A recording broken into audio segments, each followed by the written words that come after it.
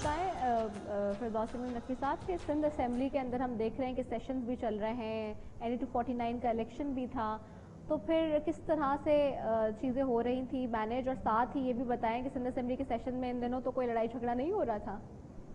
میرے خیال سے یہ سیشن جو ہے وہ نسبتاً بڑا پرسکون سیشن ہے، اس سے کہ کووڈ کی وجہ سے فل اٹینڈنس نہیں ہوتی تھی، زوم پہ بہت سارے لوگ سیشن اٹینڈ کر رہے تھے، تو نسبتاً آپ سے تقریر میں گرم جوشی وہی تھی، لیکن لڑائی جھگڑا کوئی دیکھنے میں نہیں آیا۔ صحیح۔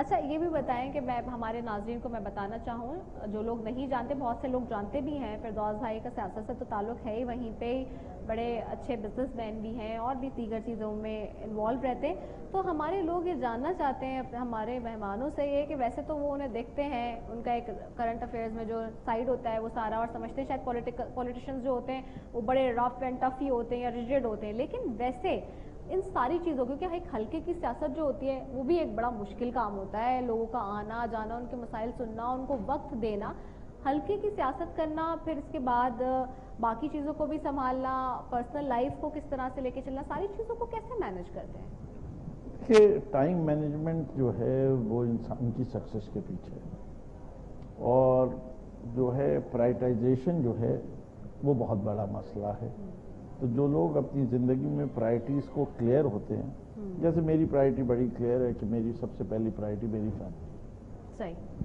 اس فیملی کے بعد میری کمٹمنٹ ٹو دا پیپل ہے، اس لیے کہ ہلکے کی سیاست ہے، اس کے بعد اس وقت میری پرائرٹی جو ہے وہ پھر میرا کاروبار اور کچن ہے، الحمدللہ اتنا کر چکا ہوں کہ مجھے اس کی اتنی فکر نہیں ہوتی، ٹیم میری ساتھ ایسے ڈیوالو کر دیں آپ۔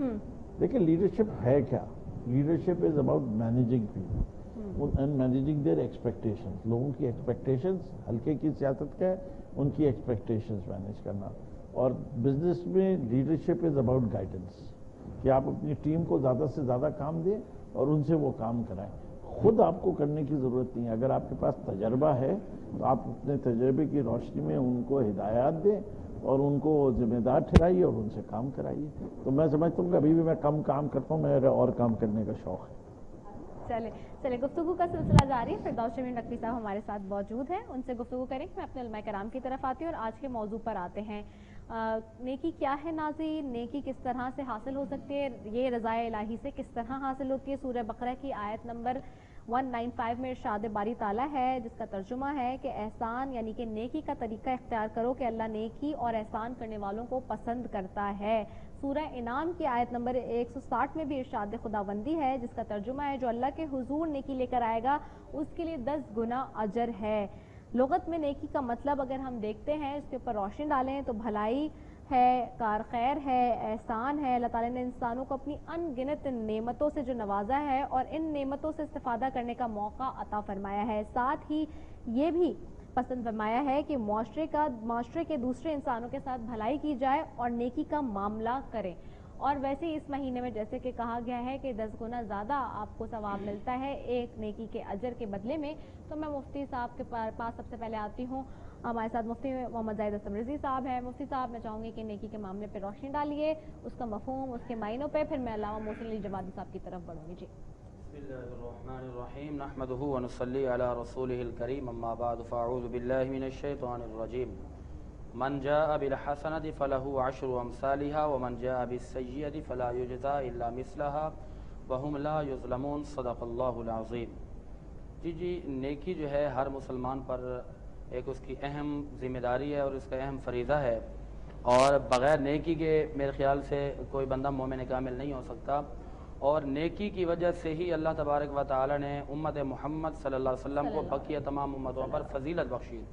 اللہ تعالیٰ قرآن کریم میں فرماتا ہے کنتم خیر امت، کہ تم بہترین امت ہو، کیوں کہ اخرجت للناس، کہ تم لوگوں کے لیے نکلتے ہو، تأمرون بالمعروف وتنہون عن المنکر، لوگوں کو نیکیوں کا حکم دیتے ہو اور برے باتوں سے، برے کاموں سے روکتے ہو، اور اسی وجہ سے حضور علیہ السلام نے اللہ کی بارگاہ میں عرض کی کہ مالک میری جو امت ہے وہ تمام امتوں سے بہترین امت ہے، تو اللہ تعالیٰ نے پارہ نمبر 2 میں ارشاد فرمایا کہ وہ اس لیے بہترین امت ہے کہ جعلناکم امۃ وسطا لتکونوا شہداء علی الناس ویکون الرسول علیکم شہیدا، کہ اے محبوب ہم نے آپ کی امت کو درمیانی امت بنایا اور آپ کی امت کو تمام امتوں سے افضل بنایا۔ اللہ اکبر، وجہ اللہ یہ ہے اکبر۔ کہ آپ کی امت کا ایک وتیرہ ہے، ہمیشہ سے ایک پیشہ ہے کہ وہ نیکی پسند ہوتے ہیں، وہ اللہ احسان اکبر، کرنے والے ہوتے ہیں، اللہ وہ لوگوں سے اکبر۔ محبت کرنے والے ہوتے ہیں، بہت خوبصورت، وہ واہ لوگوں واہ۔ سے صلہ رحمی اللہ کرنے والے اکبر۔ ہوتے ہیں، ہاں۔ اور وہ لوگوں سے قرآن و حدیث کے مطابق اچھے اعمال اور اچھے کردار سے پیش آنے والے ہوتے ہیں۔ بے شک۔ اور اسی نیکی کے بارے میں اللہ تعالیٰ نے ترغیب دلانے کے لیے فرمایا، یہ بات سمجھانے کے لیے فرمایا، ورنہ اللہ تو بے نیاز ہے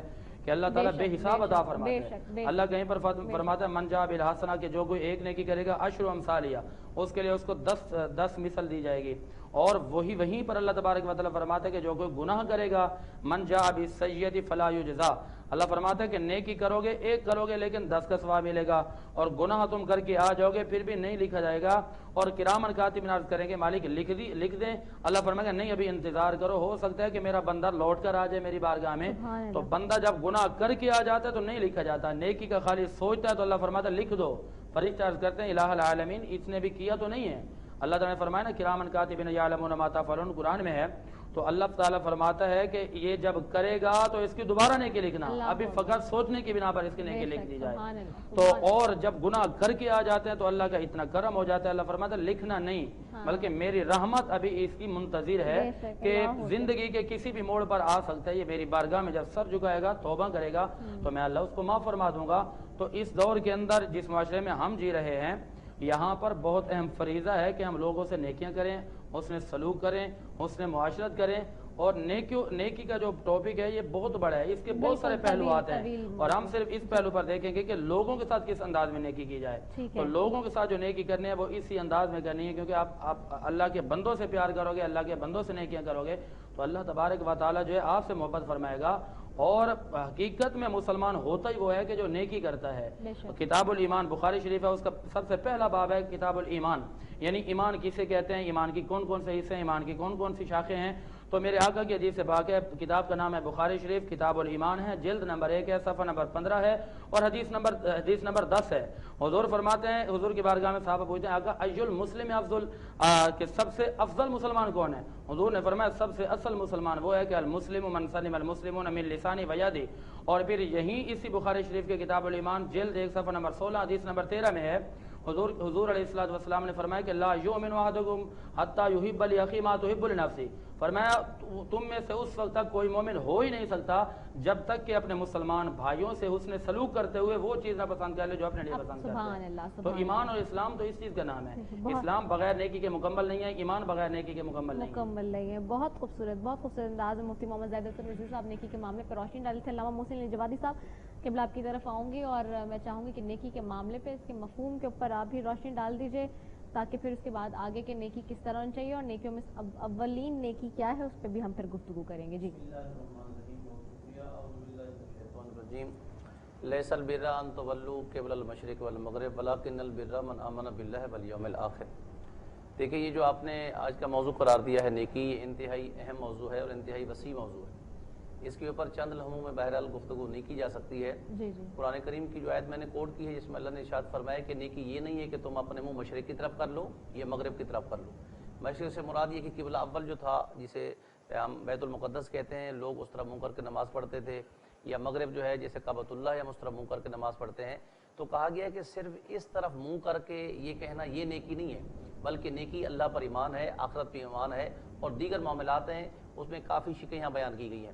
تو جیسا کہ ابھی بات چل رہی ہے کہ مخلوق خدا کے ساتھ نیکی کرنا، تو یہ ایک بہت بڑی کامیابی ہے انسان کی کہ انسان جو ہے وہ ہر طبقہ فکر کے ساتھ نیکی کر سکتا ہے۔ انسانیت کو دیکھتے ہوئے مثلا والدین کے ساتھ نیکی ہے، رشتہ داروں کے ساتھ نیکی ہے، اقربا کے ساتھ نیکی ہے، اہل محلہ کے ساتھ نیکی ہے، مخلوق خدا کے ساتھ نیکی ہے۔ یہاں ایک چھوٹا سا واقعہ میں کوٹ کرنا چاہوں گا کہ جس کا محصل یہ ہے کہ اگر نیکی کافر سے بھی کی جائے اور کافر کے حق میں بھی کوئی چیز کی جائے، یا پھر کافر کوئی نیکی کرے مسلمانوں کے ساتھ، تو وہ کافر نہیں رہتا بلکہ مسلمانوں کے مرتا ہے۔ مکتب تشیع میں ایک واقعہ ملتا ہے کہ ایک مجوسی تھا کہ جو کہ سمرقند کا رہنے والا تھا، اس کے پڑوس میں یہ سادات فیملی تھی، سیدزادی آباد تھی، جس کے شوہر کا انتقال ہو گیا تھا، 3 بچیاں تھیں۔ اتفاقاً ایسا ہوا کہ اس مجوسی کے گھر میں بیٹے کی شادی تھی، شام میں کھانے کا اہتمام ہو رہا تھا، تو رات کے عالم میں مجوسی اپنی دیوار کے ساتھ کرسی ڈال کے بیٹھا ہوا تھا، تو وہ بچے اپنی ماں سے، جو سیدزادی تھی، یتیم بچے اپنی ماں سے کھانے کا تقاضا کر رہے تھے کہ امی جان ابھی تک کھانا تیار نہیں ہوا۔ تو اس نے کہا بیٹا ابھی میں نے کافی دیر سے آپ کے لیے کھانا تیار کرنے کی کوشش کر رہی ہوں تو تیار ہو جائے گا۔ اصل میں اس نے دیگچی میں چند پتھر ڈال کے پانی ڈال کے رکھا ہوا تھا اور یہ بچوں کو دلاسا دے رہی تھی کہ بیٹا کھانا تیار ہو جائے گا۔ تو جیسے وقت گزرتا کہ وہ سن رہا تھا اور جب وہ بچے ہٹے ہیں تو اس خاتون نے ایک ٹھنڈی آہ بھر کے کہا پروردگار میرے پاس کچھ نہیں ہے کہ میں اپنے بچوں کو کھلا سکوں۔ یہ بات مجوسی کے دل پہ لگی ہے۔ میں یہ عرض کر رہا تھا کہ اگر نیکی غیر مسلم مجوسی بھی کرتا ہے تو وہ بھی اسلام سے دور نہیں رہتا بلکہ وہ دائرہ اسلام میں آ جاتا ہے۔ جب یہ سنتا ہے وہ تو کھانا لگنے سے پہلے اس نے اپنے بچے کو لباس کھانا چیزیں بھیج کے سیدزادی کے دروازے پہ بھیجا، دق الباب کی۔ جب دروازہ کھلا تو دیکھا تو مجوسی کا بیٹا کھانا لے کے کھڑا ہوا ہے، تو کہا کہ میرے بابا نے بھیجا ہے۔ جب کھانا آیا تو بچوں کے سامنے ماں نے کھانا رکھا تو ایک ننھی بچی تھی اس سیدزادی کی، الوی سیدزادی کی، تو دیکھ کر کہنے لگی امی جان یہ کس نے بھیجا ہے؟ کہا بیٹا یہ ساتھ میں ہمسائے کے بچے کی شادی تھی۔ امی جان وہ تو غیر مسلم ہے، وہ مجوسی ہے۔ تو کہا ہاں بیٹا وہ مجوسی ہے۔ کہنے لگی امی جان ہم کھانا بعد میں کھائیں گے، پہلے ہم اس کے حق میں دعا کریں گے۔ تو اس سیدزادی کے ننھے ہاتھ اٹھے ہیں دعا کے لیے کہ پروردگار اس کا خاتمہ بالاسلام ہو، خاتمہ بالایمان ہو۔ یہ چونکہ غیر مسلم ہے، اتنی کوئی قبولیت کی گھڑی تھی کہ دعا قبول ہو گئی۔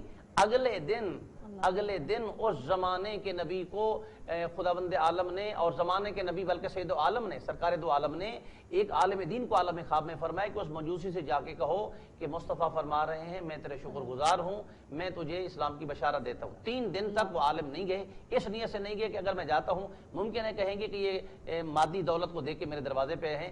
تیسرے دن رسول خدا نے برہم ہو کے کہا کہ میں تمہیں کہہ رہا ہوں کہ جلدی جاؤ اسے مبارکباد دو۔ جب وہ عالم دین مجوسی کے دروازے پہ آتے ہیں مبارکباد دیتے ہیں تو کہتے ہیں یہ بتائیں کیا رسول نے میرا نام لے کے مجھے سلام کہا ہے؟ کہا رسول نے آپ کا نام لے کے سلام کہا ہے۔ آپ نے جو نیکی کی ہے اس نیکی سے سرور کائنات سید دو عالم سرکار کا کائنات خوش ہو گئے ہیں اور نبی نے تجھے سلام بھیجا ہے۔ کہنے لگے اگر نبی مجھ سے راضی ہیں تو پہلے مجھے اسی نبی کا کلمہ پڑھائیے۔ یعنی نیکی اگر غیر مسلم کرتا ہے تو وہ بھی غیر مسلم نہیں رہتا بلکہ مسلمان ہوتا ہے۔ اللہ اکبر، بہت خوبصورت بہت خوبصورت۔ علامہ محسن علی جوادی صاحب جی گفتگو فرما رہے تھے، روشنی ڈال رہے تھے نیکی کے معاملے پہ، بہت ہی خوبصورت اور ایمان فروز انہوں نے ایک واقعہ بھی پیش کیا۔ اس اعتبار سے میں گفتگو کے سلسلے کو ہم جاری رکھیں گے۔ میں اپنے مہمان کی طرف بھی آتی ہوں، فردوس شمیم نقوی صاحب ہمارے ساتھ موجود ہیں۔ فردوس بھائی اچھا یہ بتائیں رمضان کے مہینے میں کس طرح سے فیملی کو بھی ٹائم دیتے ہیں، جب خاص طور پہ افطاری کا ٹائم ہو یا سحری کا ٹائم ہو، کیونکہ بینگ اے پولیٹیکل پرسنالٹی ہم دیکھتے ہیں کہ بہت زیادہ کمٹمنٹس ہوتی ہیں، چیزیں ہوتی ہیں، اور خود کبھی گھر کے کاموں میں ہاتھ وغیرہ بٹاتے ہیں بھابھی کا یا پھر وہی کرتی ہیں سارے کام؟ اگر اجازت دیں، دیکھیں نیکی کے سلسلے کا آپ کا موضوع ہے، ہاں میں سمجھتا ہوں کہ ہمیں اس بات پہ بھی روشنی ڈالنی چاہیے کہ آج کے ہمارے معاشرے میں ہم اسلام کی تعلیمات سے دور بھی ہوتے جا رہے ہیں۔ آج آپ منافع خوری دیکھیے کتنی ہو رہی ہے، سبزی منڈی کا ریٹ اور مارکیٹ کا ریٹ دیکھیں، ان لوگوں کے لیے کیا حکم ہے۔ دیکھیں ترغیب ہمیں اس پروگرام کے ذریعے یہ دینی ہے کہ دیکھو خدا جو ہے رازق ہے، رزق تمہاری نیت سے نہیں بنتا، رزق دینے والا اللہ نہیں ہے۔ اس کے احکامات پہ چلو گے تو اس میں برکت بھی آئے گی، رحمت بھی آئے گی اور ثواب بھی ملے گا۔ کیوں اپنے لیے جو ہے جہنم کا سامان پیدا کر رہا ہے؟ اس سے کہ جیسا قبلہ نے فرمایا 2 حکم ہے، امر بالمعروف و نہی عن المنکر۔ امر بالمعروف تو اس کی ذات سے کرنا ہے، نہی عن المنکر اس نے برے کو برا سوچنا ہے، روکنا ہے، اور اگر یہ دونوں کام نہیں کر سکتے تو سمجھنا ہے۔ ہم برائی کو اب برائی سمجھتے نہیں ہیں، اسی لیے رشوت لیتے ہوئے ہاتھ کاپتے نہیں ہیں، لوگوں کو ناجائز ان سے پیسہ کماتے ہوئے ہمارا ایمان ڈگڈگاتا نہیں ہے۔ ہم کہتے ہیں ایک ہاتھ سے 2 لاکھ روپے رشوت لیتے ہیں اور 10,000 روپے جو ہے وہ جو ہے خیرات کر دیتے، کہتے ہیں کہ یہاں تو 100 گنا ثواب مل گیا وہاں 1 گنا ملا۔ ایسا نہیں ہے، ایسا نہیں ہے، گناہ بہت زیادہ ہے۔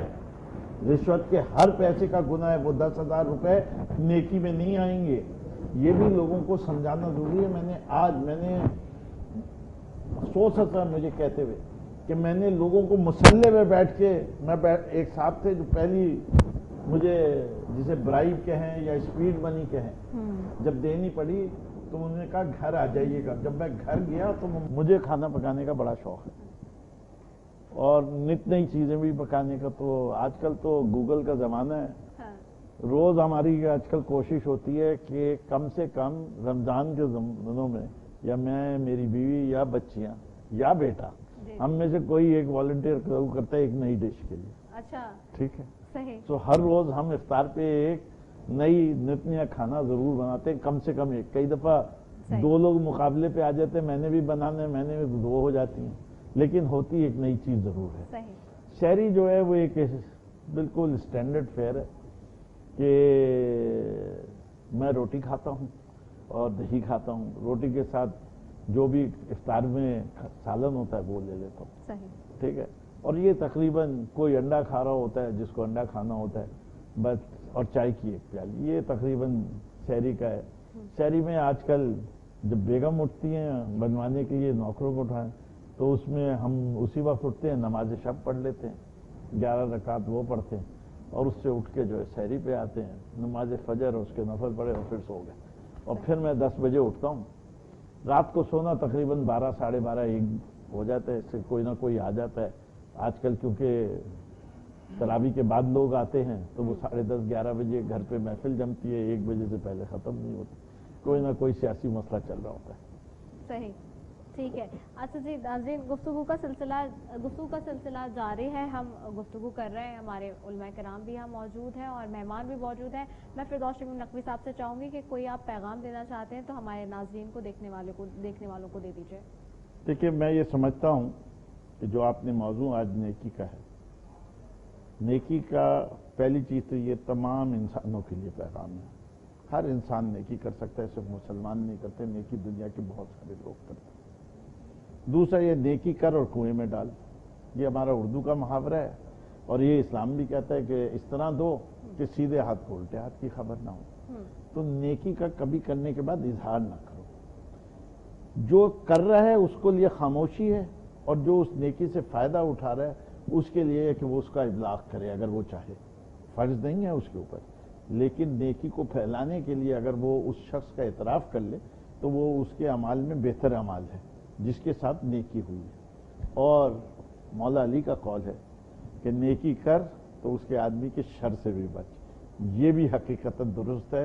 ये इससे कि इसको समझने में बड़ा टाइम लगता है कि मौला के इस कौल के अंदर कितनी गहराई है। ये जब इंसान अपनी अधेड़ उम्री में पहुंचता है तो उस वक्त जाके उसको एहसास होता है कि इस कौल के अंदर बड़ी सच्चाई है। ठीक है जी नाज़रीन, गुफ्तगू का सिलसिला हमारा जारी है, लेकिन यहाँ हम एक वक्फे की तरफ बढ़ते हैं। वक्फे के बाद वापस आते हैं। अस्सलाम वालेकुम वरहमतुल्लाहि वबरकातुहू। खुद को बचा ले दोज़ख से, तू हो गाफिल इंसान।